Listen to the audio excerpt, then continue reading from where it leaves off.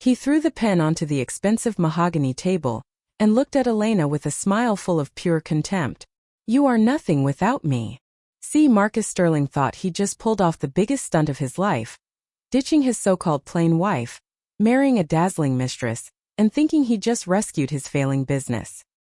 He was so sure Elena would be left with absolutely nothing. But what he never saw coming was that one piece of paper that changed everything. Because that poor gardener she had buried last week? Yeah, he wasn't just planting flowers, he was planting a legacy.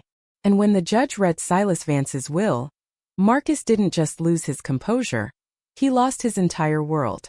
This, my friend, is the story of the ultimate regret. Before anyone decided who I was, before assumptions quietly took their place in the room, my life was simple in a way that felt honest, not small. I was not raised to be loud.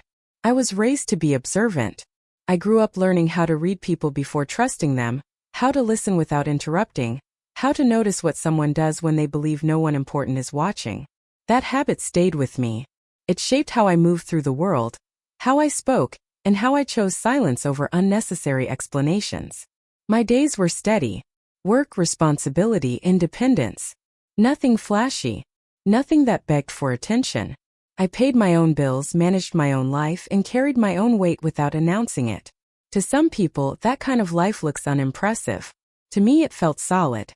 I valued calm over chaos, substance over noise, real connection over surface-level charm. There was nothing dramatic about my routine, and honestly, I liked it that way. I did not chase validation. I did not compete for approval. I believed that if something mattered, it would show itself in time. That belief came from experience, not naivety. People often mistake quiet confidence for insecurity. They see someone who does not brag, does not explain, does not overshare, and they assume there is nothing underneath. That assumption followed me more times than I could count. I dressed simply because it felt like me. I spoke carefully because words matter. I listened because people reveal more when they think they are not being studied. None of that made me weak. It made me aware. Low-key, I always knew who I was. I knew my worth did not depend on how I looked in a room full of strangers. I knew my value was not something I needed to defend in conversations that were already decided. And I knew that the right people would never need proof to treat me with respect. Still, I believed in giving people the benefit of the doubt. I believed kindness should come first. I believed that being underestimated was uncomfortable, but temporary. That belief had never truly been tested. Until I stepped into a family that saw simplicity as a flaw and silence as an invitation to judge. Before anyone judged me, I was already complete. Already capable. Already enough. They just did not know it yet. And at the time, I let them stay comfortable in that mistake, because sometimes letting people misread you tells you everything you need to know about them. Marcus was not the kind of man who demanded attention when he entered a room. He did not need to. People noticed him anyway. There was a quiet confidence about him, the kind that felt steady, familiar, almost reassuring. When I first met him, nothing felt rushed. Conversations flowed easily. Silences did not feel awkward. He listened more than he spoke, and when he did speak, his words felt considered. That mattered to me. A lot. He remembered small things. How I took my coffee. Which days felt heavier than others. What made me laugh when I did not feel like smiling. Those details made me feel seen, and honestly, that is where trust begins. Marcus talked about the future in a way that sounded grounded. Not flashy. Not unrealistic. He spoke about stability, partnership, building something that lasted. There was no pressure in his voice, just certainty. At the time, that certainty felt safe. I believed him. Around him, I did not feel like I had to prove anything. I did not feel the need to impress. I could show up as myself, quiet days and all, and he seemed comfortable with that. Or at least I thought he was. He introduced me to his world slowly. Friends first. Then family stories. Then plans that stretched further ahead than I had expected to imagine with someone else. Each step felt natural, like we were moving forward at the same pace. There were moments when I noticed small hesitations. A pause before answering certain questions. A careful choice of words when his family came up. I noticed them, but I did not interrogate them. I trusted the man I was getting to know, not the doubts I could not yet explain. Trust has a way of smoothing rough edges. I admired how composed he was under pressure. how he avoided conflict, how he preferred keeping the peace over creating tension. At the time, that felt mature. It felt like emotional intelligence. Looking back, that same quality would mean something very different. But back then, I believed I was choosing a partner who valued harmony.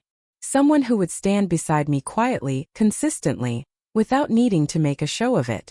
Someone who understood that love does not need to be loud to be real. Marcus made promises that sounded reasonable. Nothing dramatic. Nothing exaggerated. Just enough to make me believe we were building something honest. And I did believe it. I believed the version of him that showed up when it was just the two of us. I believed the calm voice, the steady presence, the man who looked at me like I was enough exactly as I was. I did not know yet that some people are very different when the room changes. I did not know yet that the man I trusted in private would struggle to recognize me in public. At that point in the story, I was not questioning him. I was choosing him. And that choice felt right until it did not. Hiding the truth about myself was not a game, and it was definitely not about manipulation. It was a decision I made long before I ever met Marcus's family, shaped by experience and reinforced by patterns I had seen too many times to ignore. Money changes rooms. Status changes behavior. I had learned that early. People listen differently when they think you are useful. They smile differently when they believe you can open doors for them. I did not want that version of attention. I wanted to know how people treated me when they thought I was ordinary. So I stopped explaining. I never lied. I never invented a fake life. I simply allowed people to fill in the blanks themselves. If someone assumed I struggled, I did not rush to correct them. If they decided I was simple, I let them sit with that belief. It told me far more about them than any conversation ever could. Low-key, it became a filter. When people think you have nothing to offer, they stop performing. They stop trying to impress. They show their real priorities without realizing it. That honesty is rare, and once you learn how to spot it, you do not forget. I also wanted to be chosen for the right reasons. Not for what I could provide. Not for what I represented. Not for what my presence could elevate. Just for who I was. I believed that if someone respected me without knowing my full story, that respect would hold when the truth eventually surfaced. That belief was not naive. It was intentional. It was rooted in self-respect. Some people talk about transparency like it is owed immediately. I do not agree with that. Trust is built in layers. You do not hand someone your full life story before you know how they handle smaller truths. I dressed simply because it felt honest. I spoke carefully because words carry weight. I did not lead with achievements because I wanted connection, not comparison. None of that made me deceptive. It made me observant. There is a difference. I was not hiding because I was afraid. I was waiting because I was watching. Watching how comfort shifted into judgment. Watching how curiosity turned into assumptions. Watching how silence invited conclusions. By the time I walked into Marcus's family world, I already knew this approach worked.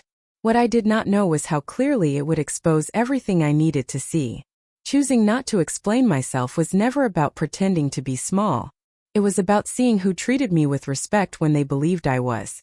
And that decision, calm and intentional, set everything else in motion. The house came into view slowly, framed by tall iron gates and a driveway that curved like it was designed to build anticipation. Everything about the place felt deliberate. Every detail whispered wealth, not comfort. This was not a home meant to be lived in. It was a statement meant to be admired. I stepped out of the car and felt it immediately. The shift. The air itself felt different, heavier somehow, like it expected me to prove I belonged before it would let me breathe easily. Marcus looked completely at ease. This world fit him. The polished exterior, the quiet authority, the unspoken rules. He walked a half step ahead of me, familiar with every stone beneath his feet, every expectation waiting behind the door. I noticed how my own presence felt, small by comparison. Not because I lacked confidence, but because the space was designed to make people measure themselves. High ceilings, sharp lines, neutral colors that cost more than they appeared to. Everything screamed control. The front door opened before we even knocked. Smiles appeared quickly, perfectly timed, perfectly practiced. They looked like smiles that had been rehearsed in mirrors, not the kind that happened naturally. Greetings were polite, warm enough on the surface, but there was a pause before my name was said. like they were deciding how much effort it deserved. I caught the first look then. Quick. Assessing. From my shoes to my dress, from my posture to the way I carried myself. It was subtle, but it was there. The kind of look that tallies value without asking permission. Inside, the house smelled expensive. Fresh flowers arranged precisely where they would be noticed. Artwork placed for effect, not emotion. Everything was immaculate, and somehow that made it feel cold. Conversations flowed around me instead of toward me. Questions were asked, but they stopped short of curiosity. No one leaned in. No one followed up. It felt like they already had an idea of who I was, and anything I said would simply be filtered through that assumption. I stayed quiet. Not withdrawn. Just observant. There was a rhythm to how they moved, how they spoke. Compliments wrapped in control. Hospitality delivered with conditions. Every interaction carried an unspoken message. This is how things are done here. Low-key, the vibe was clear. This family valued image over intimacy, appearance over substance, power over connection. It was not cruel. It was calculated. That somehow made it worse.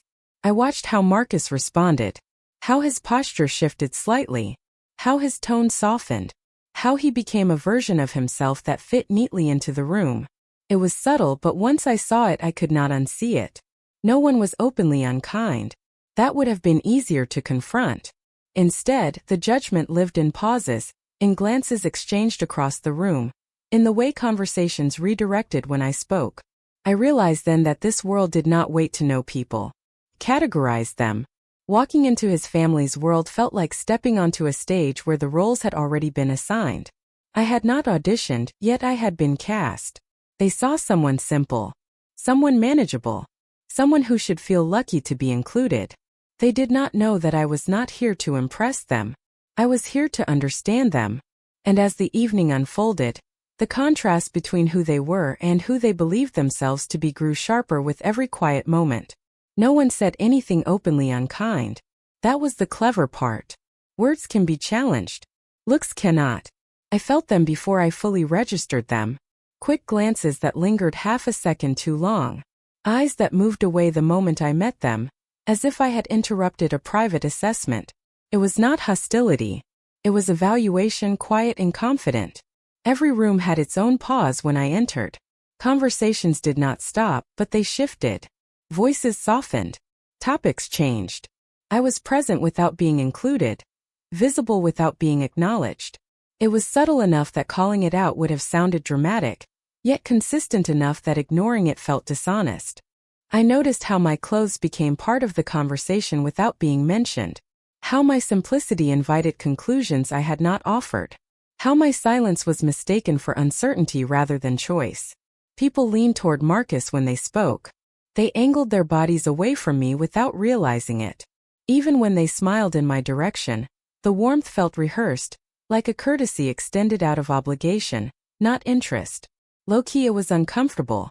Not because I felt inferior, but because I could feel myself being reduced to a version of me they found easier to categorize. Someone who did not require effort. Someone who would not challenge their expectations.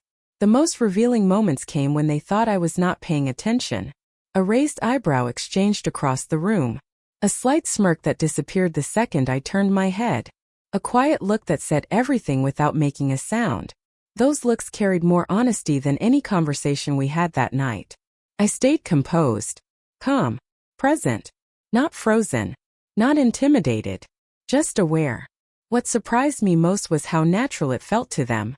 Judging me did not seem malicious. It seemed automatic, like a reflex they had never bothered to question. That made it clearer than any insult ever could. This was not personal. This was habit. They had learned to measure people quickly. To assign worth based on surface-level signals. To move comfortably through rooms where status decided who mattered. I wondered how often they mistook quiet for weakness. How often they confused simplicity with lack. How many people before me had felt this same pressure and internalized it instead of noticing it. I also watched Marcus closely. He saw the looks. I could tell. His eyes flicked toward me occasionally, checking my reaction, then away again. He did not intervene. He did not redirect. He did not acknowledge what was happening. He stayed neutral, as if neutrality could protect us both. That silence landed heavier than the looks themselves. Because looks can be dismissed. Silence cannot. By the time the evening settled into its rhythm, I understood something clearly. This discomfort was not accidental. It was the cost of entering a space where value was decided before character had a chance to speak. I did not feel embarrassed. I felt alert. They believed they were communicating quietly. They did not realize I was listening just as carefully. And with every unspoken judgment, the picture they were painting of themselves became sharper. Even if they had no idea they were holding the brush. The comments started softly, almost politely. That was what made them dangerous. They were wrapped in smiles, delivered with casual tones, and spaced far enough apart that each one could be dismissed on its own. Taken together, they told a very different story. Someone asked what I did for work, then nodded too quickly at my answer, as if the details no longer mattered. Another person commented on how refreshing it must be to live a simple life. The word simple stretched just enough to carry judgment without sounding rude. I smiled. I stayed calm. Then came the comparisons. A story about someone else's daughter who had done so well for herself. A passing mention of a woman who fit in effortlessly at charity events. A casual reference to an ex who had understood how things worked in this family. Each comment landed lightly, but it landed. Low-key, I could feel something shift inside me. Not anger. Not sadness. Awareness. One comment in particular stayed with me. Someone laughed and said it must be nice not to worry about appearances, that life must be easier when expectations are low. It was meant to sound harmless. It was not. I noticed how no one challenged these remarks. Not even gently. The silence around them gave permission. It turned offhand comments into quiet conclusions everyone seemed comfortable sharing. Marcus shifted beside me when those moments happened. He smiled in ways that felt apologetic, almost reassuring, like he hoped I would brush it off. He never interrupted. He never corrected anyone. He never said, "That is not who she is." That absence spoke loudly. The more the evening continued, the more the comments sharpened. Still subtle, still polite, but more frequent, more confident. Someone suggested I might feel overwhelmed by the pace of their lifestyle. Someone else joked that not everyone grows up around ambition, so adjustment takes time. Another person mentioned how lucky I was to have found Marcus, as if love were a favor being extended.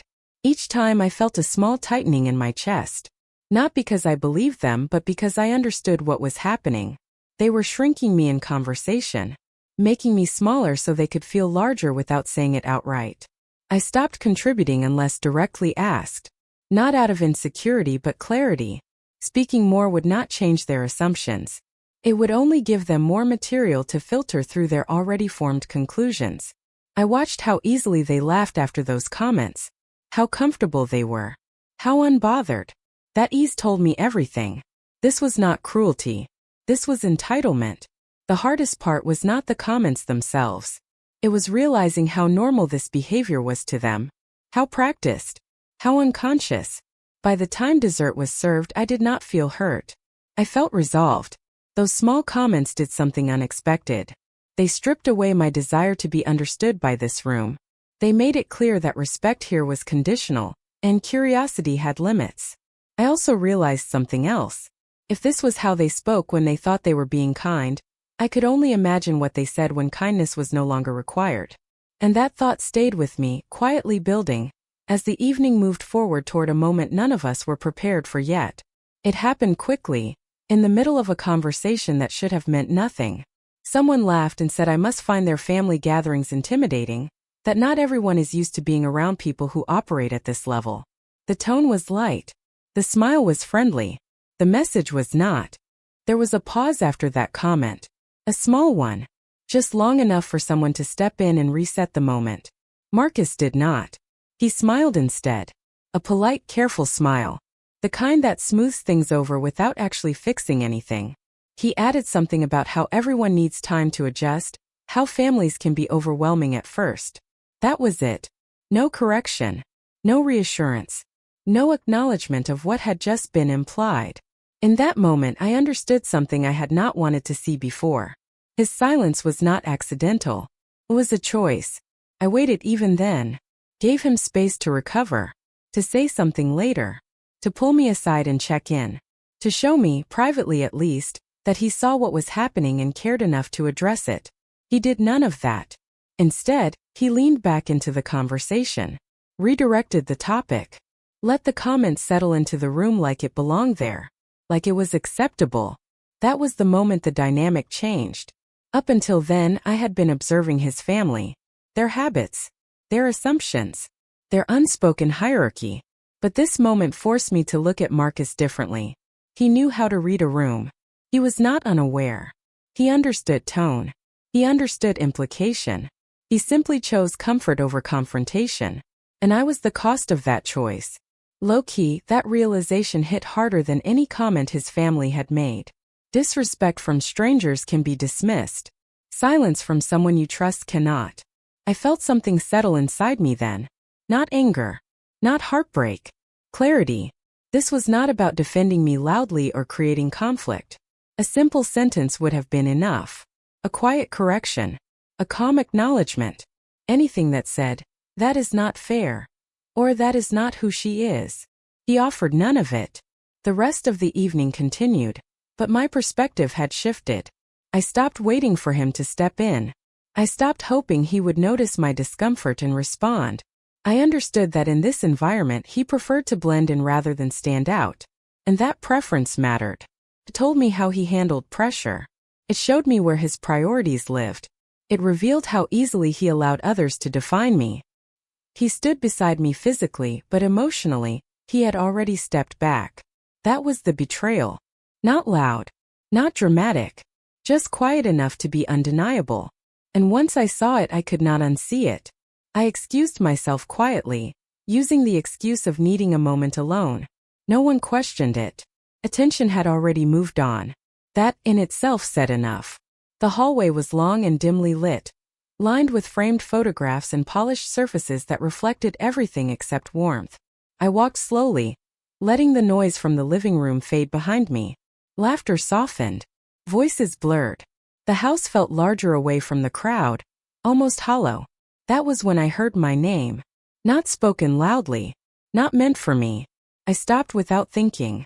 The sound came from a room just ahead, the door not fully closed. The voices were familiar. Marcus's mother. Another relative. Calm. Confident. Comfortable. I stood still. There are moments when instinct takes over before logic catches up. This was one of them. I did not lean closer. I did not press my ear to the door. I simply listened as the words reached me clearly enough to understand. They were not discussing dinner. They were discussing me. The tone was practical, almost businesslike. As if they were solving a problem, not talking about a person. Someone mentioned timing. Someone else mentioned how important it was to handle things carefully. Then came the part that made my chest tighten.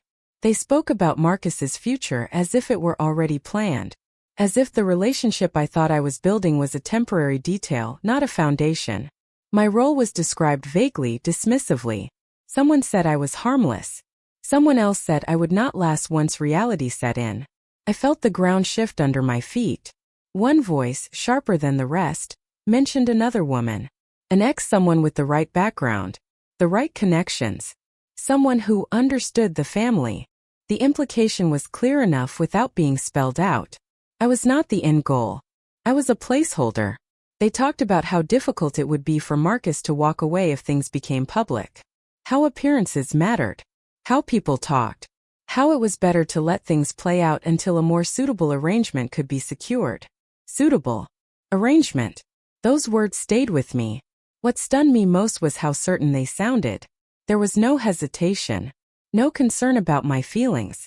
No acknowledgement that I might be more than an inconvenience. They assumed compliance. They assumed silence. They assumed I would accept whatever decision was made for me. I waited, barely breathing, as they continued. They spoke about business pressures, about expectations, about how alliances mattered more than emotion. My presence was framed as temporary, useful only until it was not. That was when I understood the full picture. This was not about class discomfort. This was not about awkward introductions. This was strategy. I stepped back quietly, heart steady but heavy. I did not feel panicked. I did not feel exposed. I felt awake. Every small moment from earlier suddenly rearranged itself into clarity. The looks. The comments. Marcus's silence. None of it had been accidental. It was all part of a system that valued control over honesty. I returned to the bathroom and looked at myself in the mirror. My face was calm.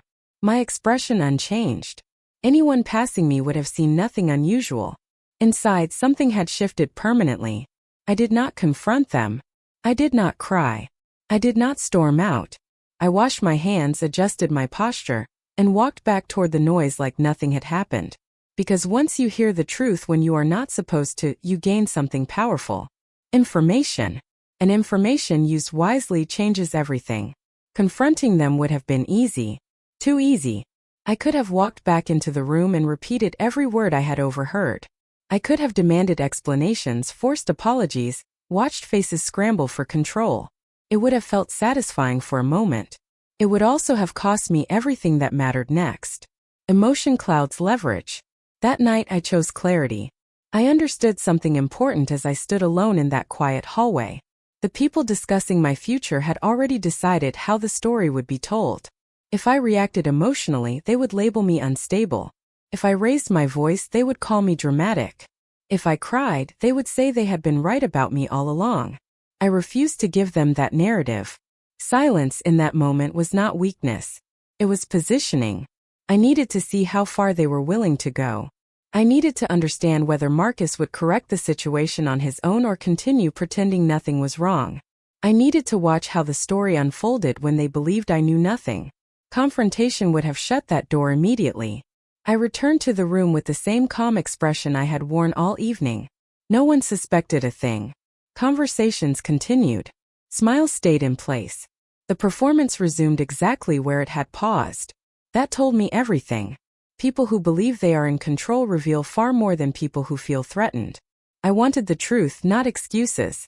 I wanted patterns, not promises. I also knew something else.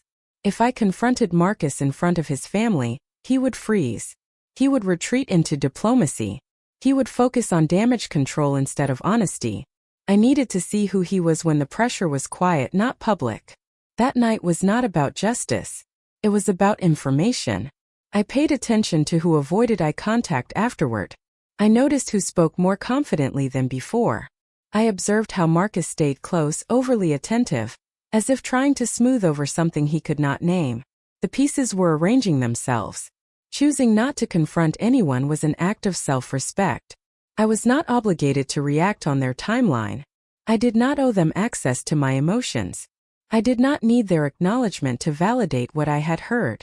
I left the house that night with my composure intact and my mind clear. They believed the situation was contained. They believed I was unaware. They believed the balance of power was unchanged. They were wrong.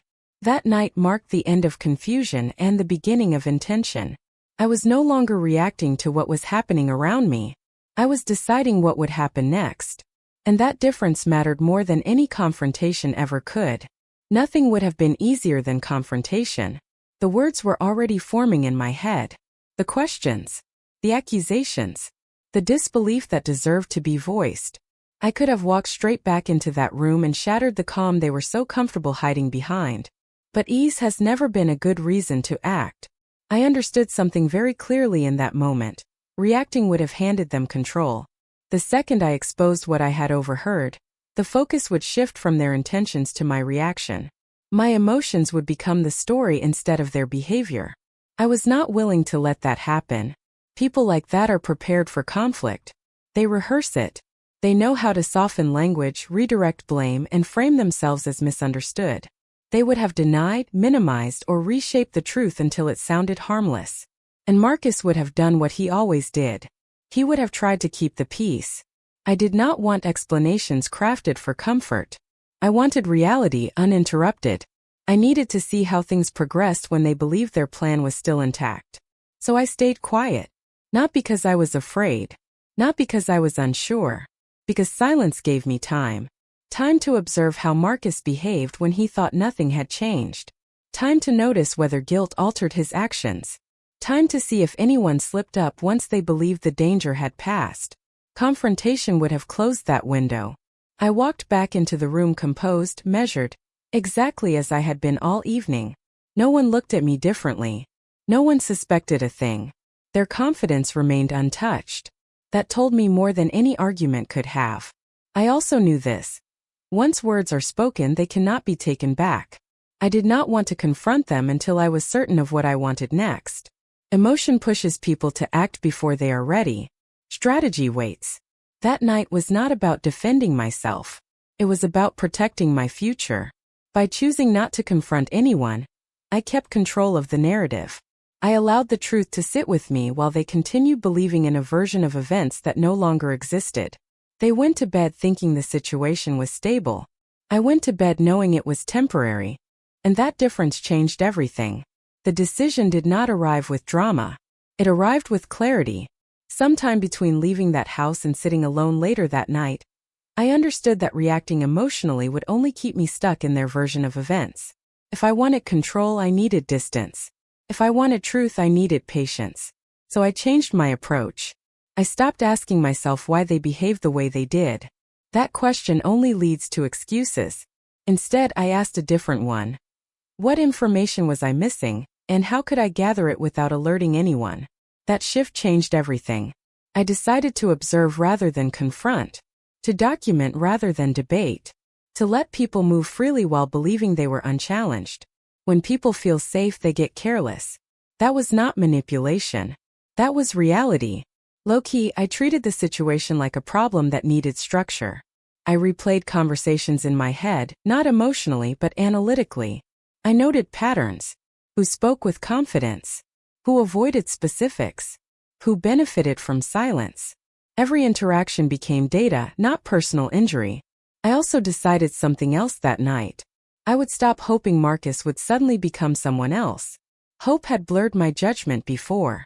From that point forward, I would only trust what I could observe consistently. That meant watching how he communicated, how he explained absences, how he reacted when certain names came up, how carefully he framed the future without ever anchoring it. There is a difference between optimism and denial. I crossed that line back into awareness. I created space quietly, not distance that raised suspicion but enough room to think clearly. I became more intentional with my time, more attentive to details I had previously overlooked, less interested in reassurance, more focused on patterns. Honestly, it felt grounding. Instead of feeling powerless, I felt prepared. Instead of feeling confused, I felt alert. I was no longer waiting for answers to be handed to me. I was building them myself. This was not about revenge. It was about leverage. The decision to change my approach gave me something I had not had before: direction. I knew I would not act impulsively. I would not expose myself without purpose. I would move when the timing made sense, not when emotions demanded release. That night marked the shift from reaction to intention. I stopped being a participant in a situation I did not choose and became the person quietly shaping the outcome. And once that happened, everything that followed became less about pain and more about precision. The plan did not need to be rushed, just needed to be right. The proposal did not come with fireworks or raised voices. It arrived quietly, almost carefully, as if it had been rehearsed to feel sincere. Marcus asked the question with a steady tone and a practiced smile. His posture was confident. His words were warm. Anyone watching would have seen a man certain about his future. I saw something else. I saw timing. I saw convenience. I saw a decision that served more than one purpose. Saying no would have been logical. It would have been clean. It would have ended everything in a single moment and spared me weeks of uncertainty. But logic is not always strategic, and clean endings rarely reveal the full truth. So I said yes. The word felt calm as it left my mouth. There was no hesitation, no visible doubt, just enough warmth to make it believable. I watched relief pass over his face, quick and almost imperceptible, before he leaned in and kissed my cheek like everything had fallen back into place. That reaction stayed with me. Around us, the mood shifted. Smiles widened. Approval settled into the room. The energy softened, as if a problem had quietly resolved itself. Whatever concerns existed before were now postponed, filed away under future complications. That was the moment I understood the power of expectation. By saying yes, I became predictable. By agreeing, I became manageable. By appearing compliant, I was no longer a variable they needed to account for. Low-key, that gave me room to move. Marcus spoke about plans afterward. Timelines. Logistics. The way people do when they believe outcomes are secured. He sounded confident again, like someone who thought the story was back under control. I listened without interrupting. Inside, nothing about my decision was emotional. It was intentional. Saying yes did not mean agreement. It meant access. It meant time. It meant watching how behavior changed when people believed they had one. I noticed how his family relaxed almost immediately. Conversations shifted toward the future. Assumptions became bolder. Comments grew more open. They spoke as if the direction of events was settled, as if no further caution was required. That comfort revealed more than any argument ever could. Marcus grew more attentive in public, more affectionate, more present. It felt performative, like reassurance designed for an audience rather than connection built in private. That difference mattered. I also noticed how quickly expectations returned, how easily I was folded into plans that did not include my voice. Venues discussed, guest lists assumed, decisions framed as inevitable, and still no one asked what I wanted. Saying yes created a silence that worked in my favor. People spoke freely around me, confident I was no longer a risk, confident I was aligned, confident I would not disrupt what they believed was already decided. They mistook my calm for compliance. They did not realize the yes they heard was not the yes they thought it was. Because that word did not mark the beginning of my future with them. It marked the moment the deeper game truly began. The weeks that followed moved slowly on the surface and quickly underneath. Outwardly, nothing had changed. I smiled when expected. I showed up on time. I listened politely. I played the role everyone assumed I had accepted. From the outside, I looked settled, even content. That was exactly what made it work. Inside, I was paying attention. Every interaction became a data point. Every conversation revealed priorities people did not realize they were exposing. I noticed who spoke freely once they believed the outcome was secured. I noticed who avoided specifics and who volunteered too much information without being asked. Comfort makes people careless. Marcus talked more about the future now. Not with me but around me. Plans were discussed as if they were facts. Dates floated casually. Expectations formed without invitation.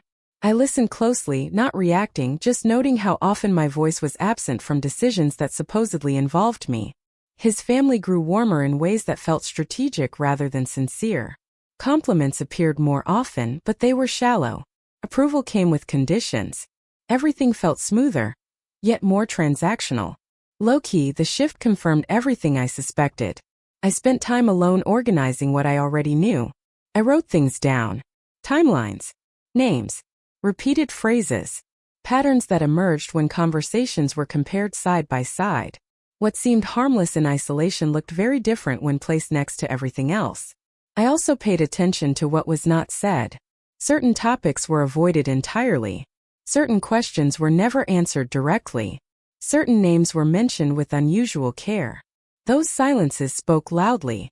Marcus became more attentive, almost rehearsed. He checked in more often, asked questions that felt delayed, like he was compensating for something he could not quite address. It was subtle, but the timing was off. The concern did not feel organic. It felt managed. I remained calm. Not distant. Not suspicious. Just present enough to stay invisible. I understood then that patience was my strongest advantage. Rushing would only expose my awareness. Waiting allowed truth to surface naturally. People always reveal more when they believe the risk has passed. There were moments when the weight of pretending pressed in. Moments when I wanted clarity instead of composure. But I reminded myself why I was doing this. Not to punish. Not to humiliate. To understand fully before deciding anything permanent. That distinction mattered. During those weeks, I stopped imagining outcomes and started preparing for them.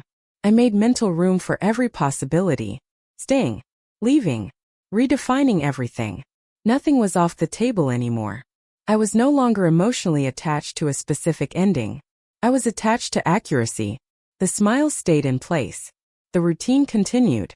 On the outside, I looked agreeable, adaptable, easy. On the inside, I was focused, deliberate, and ready. Those weeks were not about waiting. They were about building certainty. And once certainty settles in, patience stops feeling passive, starts feeling powerful. The event was introduced as a celebration, the kind meant to signal stability, success, and certainty. Everything about it was designed to look flawless. The venue, the guest list, the timing, even the lighting felt intentional, like it had been tested and approved in advance. This was not just a gathering, it was a statement. From the moment I arrived, I could feel the shift in energy. Conversations were louder. Laughter came easier. People moved through the space with confidence, greeting one another like they belonged exactly where they were standing. This was their world fully on display. I stepped into it calmly. The room was filled with people who mattered to them. Business connections, social allies, familiar faces who knew the rules and followed them without being reminded. Every detail reinforced the same message. Appearances here were everything. Marcus looked proud, comfortable. He moved through the room with practiced ease, greeting guests, accepting compliments, playing the role he had been preparing for his entire life. Standing beside him, I felt more like part of the presentation than a participant. No one asked if I was comfortable. They assumed I was. His family was everywhere at once, managing the atmosphere with subtle control. Conversations were guided. Introductions were curated. The narrative was already in motion, and everyone present understood their place in it. I watched carefully. Compliments came my way, smoother than before, warmer than usual. They sounded supportive, but they felt conditional, like approval that could be withdrawn just as easily. People spoke to me with new interest but not curiosity. It was as if I had crossed an invisible threshold simply by standing there. Low-key, it was unsettling. I realized this was what acceptance looked like in their world. Not genuine connection but alignment. Not respect but usefulness.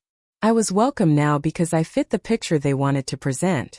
Marcus stayed close, attentive in a way that felt deliberate.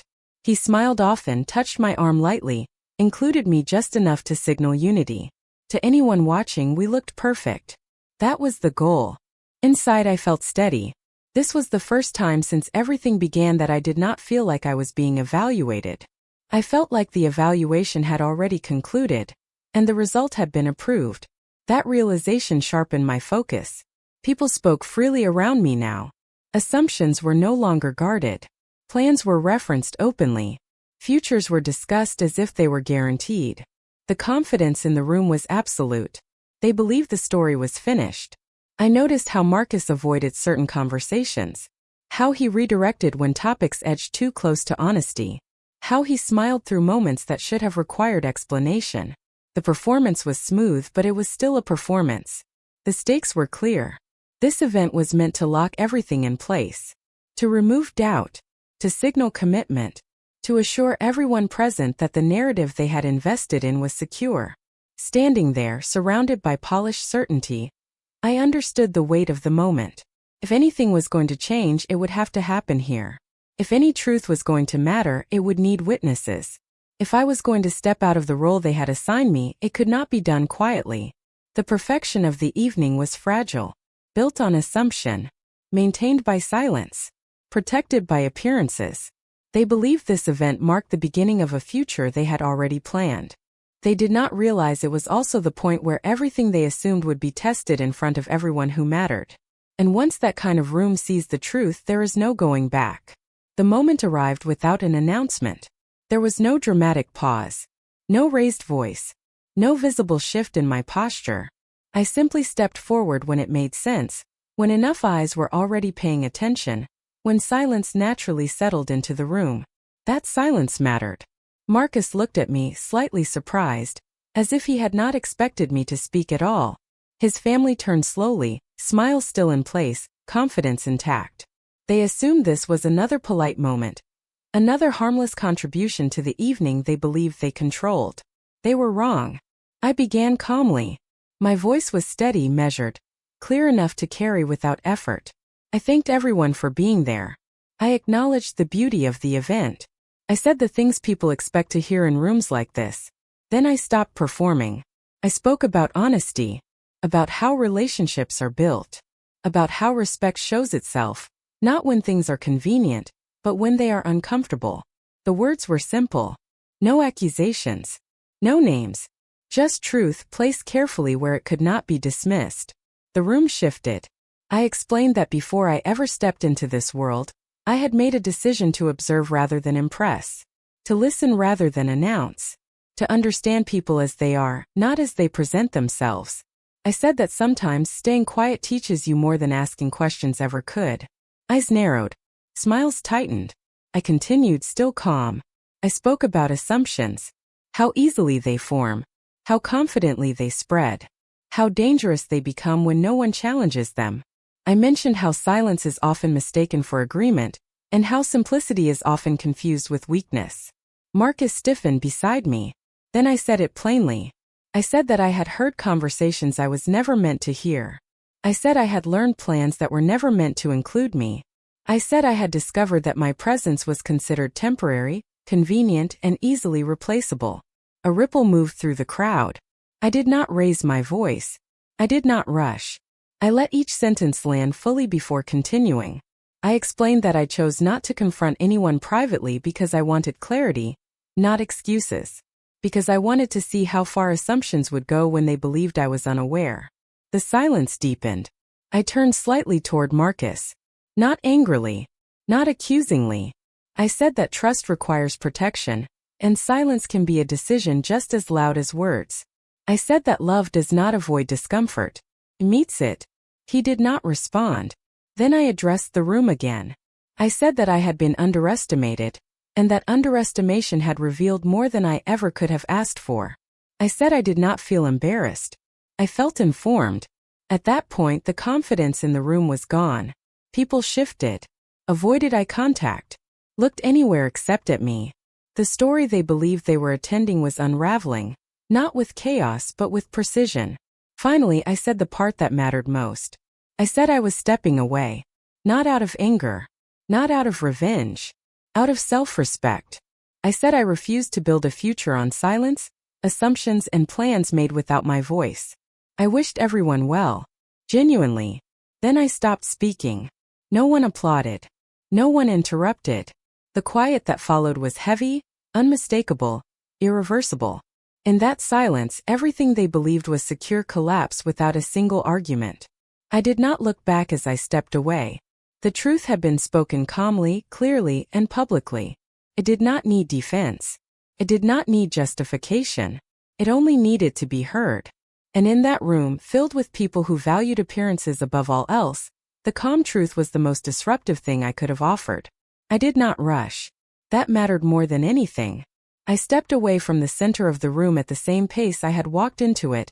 Calm, composed, unhurried. Every movement felt deliberate, not performative. I was not escaping. I was concluding something. Behind me, the silence stretched. No one called my name. No one tried to stop me. The absence of reaction said everything words could not. They were still processing a version of reality they had never prepared for. I kept my posture steady. My expression neutral. Not proud. Not wounded. Just finished. Passing through the room felt different now. Earlier, it had been filled with quiet judgments and calculated smiles. Now it felt uncertain. Fragile. The confidence that had once anchored every conversation had slipped, replaced by discomfort no one quite knew how to address. I did not look at Marcus. That was intentional. Looking back invites explanation. It opened space for regret, bargaining, reinterpretation. I had said what needed to be said. I owed nothing more. Whatever he felt in that moment belonged to him, not me. As I reached the exit, I felt something unexpected. Relief. Not the loud kind. Not dramatic or overwhelming. Just a gentle release, like setting down something heavy you did not realize you had been carrying for too long. Outside, the air felt cooler. Lighter. Real. For the first time since everything began, I did not feel observed. I did not feel assessed. I did not feel reduced to an assumption. I felt present, grounded, fully myself again. I paused briefly, not to reconsider, but to acknowledge the moment. Walking away was not about proving strength. It was about honoring boundaries I had ignored for too long. Dignity does not announce itself. It simply leaves when it is no longer respected. I did not wonder what people were saying behind me. I did not replay conversations in my head. I did not imagine alternative endings. The story had reached its truth, and I accepted it without negotiation. Walking away without looking back was not an act of defiance. It was an act of alignment. Alignment with what I knew. Alignment with what I deserved. Alignment with the future I was no longer willing to compromise. By the time I reached the door, the noise behind me had returned, but it sounded distant, irrelevant. The space I was leaving behind no longer had access to me. I stepped outside and let the door close gently behind me. No slam. No spectacle. Just a quiet ending to a chapter that had asked too much and offered too little. And as I walked forward, I understood something clearly. Some exits do not require closure from the people you leave behind. They only require clarity within yourself. The silence did not end when I left the room. It followed. In the days that came after, the calm they had relied on fractured quietly. Conversations happened without me, but the absence was noticeable. Questions surfaced that no one wanted to answer directly. Plans that once felt inevitable began to stall. Marcus reached out first. His messages were careful, apologetic but vague. He spoke about misunderstandings, about pressure, about how complicated everything had become. He asked to talk. He said he wanted to explain. I read the words once and understood what was missing. Accountability. There was still no acknowledgement of choice. No recognition of silence as action. Just discomfort at losing control of a narrative he had assumed would remain intact. I did not respond. His family reacted differently. Some avoided me entirely.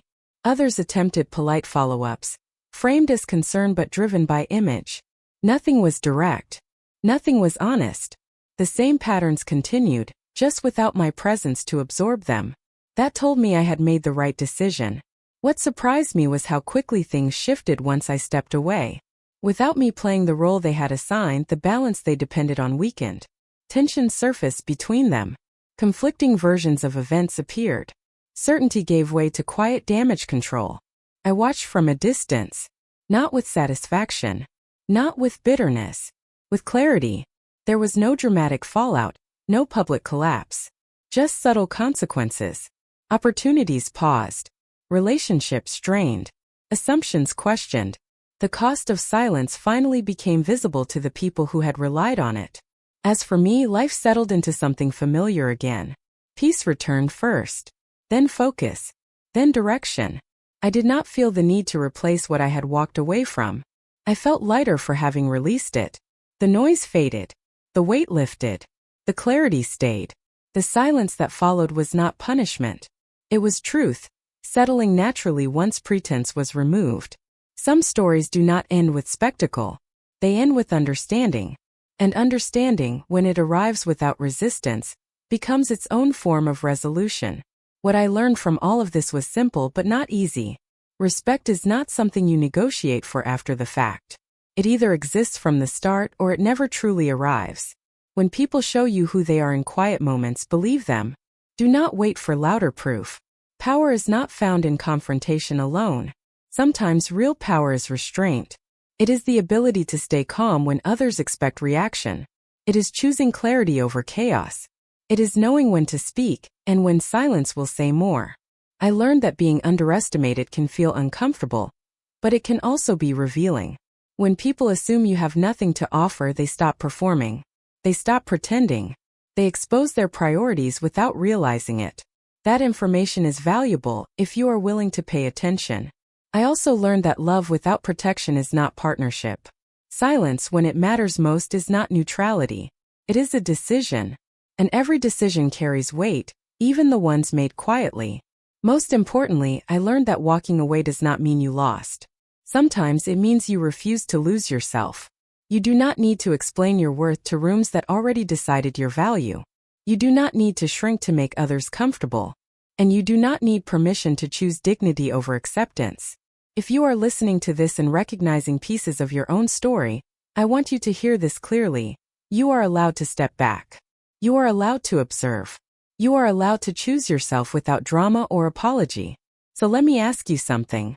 If you were in my place, would you have confronted them sooner? Or would you have waited and watched? Tell me in the comments. Your answer might help someone else feel less alone.